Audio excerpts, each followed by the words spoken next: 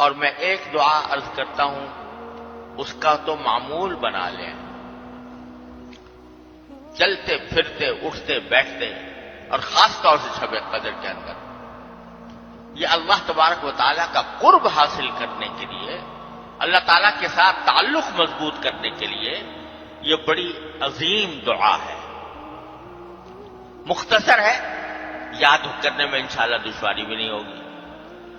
وہ ہے اللہم اجعل لی عندک ولیجہ، اللہم اجعل لی عندک ولیجہ واجعل لی عندک زلفیٰ وحسن مآب۔ عجیب دعا ہے یہ، رسول کریم صلی اللہ علیہ وسلم نے سکھائی کہ تم اللہ تعالیٰ سے یہ مانگا کرو کہ اللہ مجھے اپنا ولیجہ بنا لیجئے۔ ولیجہ کس کو کہتے ہیں؟ ولیجہ اس شخص کو کہتے ہیں جو کسی کے گھر میں جس کا کثرت سے آنا جانا ہو اور وہ اس کا رازدار بن گیا اور اس کے گھر میں اس کا دخل بھی ہو، اس کو ولیجہ کہتے ہیں۔ جیسے خاص خاص لوگ ہوتے ہیں اپنے گھر میں آنے والے، ان کو کسی کے کوئی وقت ان کا تعین نہیں، جب چاہتے چلے جاتے ہیں، اور گھر کے حالات سے باخبر بھی ہیں اور رازدار بھی ہیں اور اس گھر کے معاملات میں دخل بھی ہے ان کا۔ یہ ساری باتیں جب جمع ہو جاتی ہیں کسی شخص کے اندر تو اس کو کہتا ہے یہ میرا ولیجہ ہے، ولیجہ۔ تو حضور اقدس صلی اللہ علیہ وسلم نے یہ سکھایا کہ اللہ تعالیٰ سے مانگو کہ اللہ مجھے اپنا ولیجہ بنا لیجئے۔ کیا معنی؟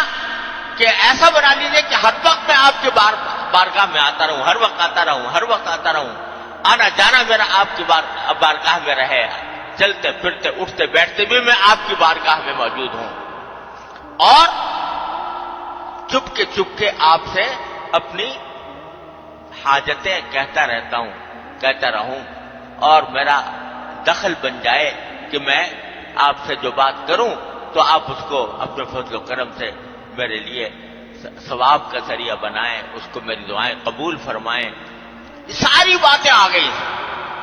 اللہم اجعل لی عندک ولیجہ واجعل لی عندک زلفیٰ وحسن مآب۔ اے اللہ میرا اپنے ساتھ قرب مجھے عطا فرما دیجیے۔ اجعل لی عندک زلفیٰ، اے اللہ اپنے پاس مجھے خود تقرب عطا فرما دیجیے۔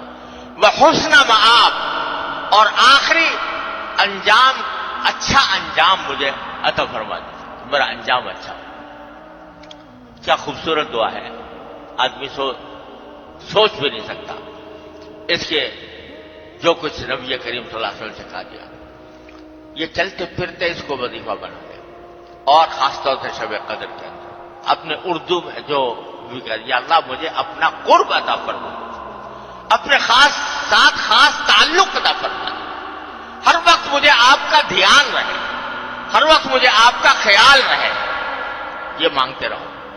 یہ مل گیا تو سمجھو ساری دولتیں مل گئی، اللہ تعالیٰ کے ساتھ تعلق مضبوط ہو گیا، اللہ تعالیٰ کے ہاں آنا جانا، اللہ تعالیٰ کے ہاں آنا جانا لگ گیا، اور ایسا لگ گیا کہ ہر وقت اس کا دھیان رہتا ہے، ہر وقت اس کے ساتھ بارگاہ میں حضوری کا تصور رہتا ہے، ہر وقت میں اس سے کچھ نہ کچھ مانگتا رہتا ہوں، تو یہ چیز جو ہے بندے کو کہیں سے کہیں پہنچا دیتی ہے۔ یہ ایسی رات ہے کہ اس میں بندہ ہو، اس کا اللہ ہو، بس کوئی تیسرا حائل نہ ہو بیچ میں، بندہ اور اس کا اللہ، بس آپس میں براہ راست رابطہ قائم کرو۔ کس طرح کرو؟ کہ نفلیں پڑھو، سجدے لمبے لمبے کرو، قیام لمبا کرے، جتنی اگر لمبی صورتیں یاد ہیں لمبی صورتوں والی نماز پڑھو، اور لمبے قیام، لمبے رکوع، لمبے سجدے۔ اور اس سجدے میں جو نفلوں کے سجدے ہوتے ہیں اس میں جتنی چاہو دعائیں کرو، عربی والی دعائیں جو قرآن کی دعائیں ہیں، یا نبی کریم صلی اللہ علیہ وسلم کی جو دعائیں مناجات مقبول وغیرہ میں لکھی ہوئی ہیں، وہ جتنی یاد ہو وہ پڑھو، اور کچھ نہیں، جتنی بھی یاد ہو، جو بھی یاد ہو، جو دعا یاد ہو۔ سجدے کی حالت میں نفلوں کے سجدے کی حالت میں جو دعا کی جاتی ہے بڑی اللہ کے ہاں سیدھی پہنچتی ہے، کیونکہ سجدے سے بہتر کوئی وقت نہیں ہے جس میں بندہ اپنے اللہ کا قرب حاصل کر رہا ہو۔ سب سے زیادہ قرب بندے کو سجدے کی حالت میں ہوتا ہے۔ تو اس وقت میں جو مانگو گے قریب ہو کے وہ انشاءاللہ اللہ تعالیٰ کے ہاں پڑھے۔ اور قرآنی دعائیں ہیں، لوگوں کو کچھ، ہر مسلمان کو کچھ نہ کچھ یاد ہوتی ہیں، ربنا آتنا فی الدنیا حسنہ، اور کچھ نہیں تو، اور رب اغفر وارحم وانت خیر الراحمین وغیرہ وغیرہ، تو وہ دعائیں بھی کرتے رہو۔ لمبے قیام، لمبے رکوع، لمبے سجدے جتنے بھی ہو گئے، اور جتنی نفلیں زیادہ، سب سے افضل کام تو یہ ہے نفلیں پڑھنا، اور اگر چاہو تو تلاوت، قرآن کریم کی تلاوت، کیونکہ لمبا قیام نہیں کیا جا رہا، زیادہ لمبی صورتیں یاد نہیں ہے، حفظ نہیں ہے، تو لمبا قیام کیسے کریں؟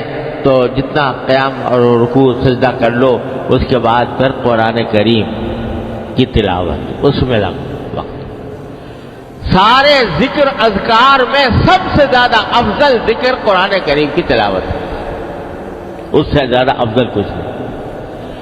ایک ایک حرف پر 10 نیکیاں، ایک ایک حرف کی تلاوت پر 10 نیکیاں، اور رمضان میں 70 بڑھا دو اس کو تو کتنی 700 ہو گئی، اور پھر شب قدر میں اللہ اکبر، اس کی کوئی حساب ہی نہیں، کوئی گنتی ہی نہیں، خیر من الف شہر۔ تو اس واسطے تلاوت جتنی ہو سکے وہ کرو۔ اور تیسرا کام یہ بھائی دعائیں مانگو، دعا مانگو، اپنے پروردگار سے لپٹ جاؤ، لپٹ کے دعائیں مانگو، مچل کے مانگو، ہر حاجت اپنی اللہ کے سامنے پیش کرو۔ اور وہ کریم کی بارگاہ ایسی ہے کہ ہر مانگنے پر، ہر دعا پر بھی تمہارے لیے نیکی لکھی جا رہی ہے۔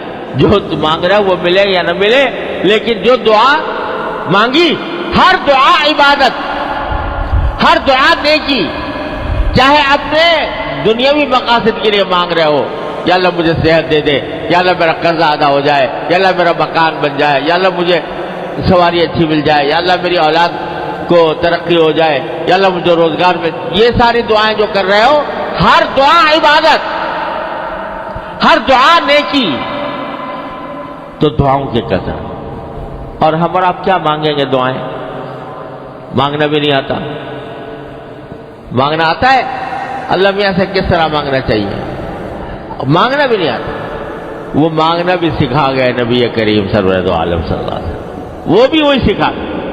تو اس کی آپ کی مانگی ہوئی دعائیں، مناجات مقبول، الحزب العظم، اور پتہ نہیں کتنی کتابیں چھپی ہوئی ہیں جس میں رسول کریم سرور دو عالم صلی اللہ علیہ وسلم کی مانگی ہوئی دعائیں ہیں۔ وہ ایسی دعائیں ہیں کہ ہمارے آپ کے تصور میں بھی نہیں آ سکتی تھی، جو سرکار دو عالم صلی اللہ علیہ وسلم سکھا گئے۔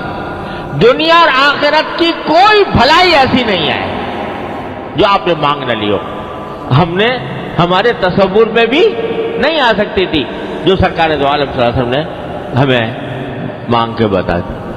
یہاں تک مانگ لیا حضور اقدس صلی اللہ علیہ وسلم نے کہ یا اللہ، خشکی میں، سمندر میں آپ کا کوئی بندہ، کوئی بندی جو بھی کوئی دعا مانگ رہا ہو، جو چیز اچھی اس نے مانگی ہو، اے اللہ میں بھی اس کا محتاج ہوں، وہ مجھے بھی دے دے، وہ بھی مجھے دے دے۔ اس سے زیادہ اور کیا مانگے گا کوئی آدمی؟ یہ بھی مانگ کے بتا دیا کہ یا اللہ، آپ کے نبی کریم صلی اللہ علیہ وسلم نے جتنی دعائیں مانگی، جتنے کام، جتنی اچھائیاں مانگی، یا اللہ وہ سب میں مجھے دے دے۔ جتنی برائیوں سے نبی کریم صلی اللہ علیہ وسلم نے پناہ مانگی، اے اللہ میں ان سب کی پناہ میں آپ کی پناہ مانگتا ہوں، اس سے وہ دے دے۔ کوئی گوشہ چھوڑا نہیں، دنیا آخرت کی بھلائی کا کوئی گوشہ چھوڑا نہیں جو آپ نے مانگا نہ ہو۔ لہذا وہ دعائیں مانگیں، مناجات مقبول کے نام سے چھپی ہوئی ہے کتاب، اور حضور اقدس صلی اللہ علیہ وسلم کی مانگی ہوئی دعاؤں کی اور بھی کتابیں ہیں، حزب العظم بھی ہے، اور پتہ نہیں کیا کیا ہے۔ تو وہ اس میں یہ 3 کام ہیں کرنے کے، اور چلتے پھرتے، اٹھتے بیٹھتے، بہرحال انسان کی ضرورت ہے، کبھی اٹھتا ہے، کبھی بیٹھتا ہے، کبھی، تو چلتے پھرتے، اٹھتے بیٹھتے کلمہ، تیسرا کلمہ، سبحان اللہ والحمد للہ ولا الہ الا اللہ واللہ اکبر وللہ الحمد. یہ کل چلتے پھرتے زبان پہ ہوں. یہ 4 کام ہیں اس میں گزار دینا: نفلیں، تلاوت، دعا اور چلتے پھرتے اٹھتے بیٹھتے ذکر اللہ تبارک و تعالیٰ کو. اللہ تبارک و تعالیٰ اس طرح کر رات گزار لی تو امید ہے اللہ کا شکر. کیا امید ہے؟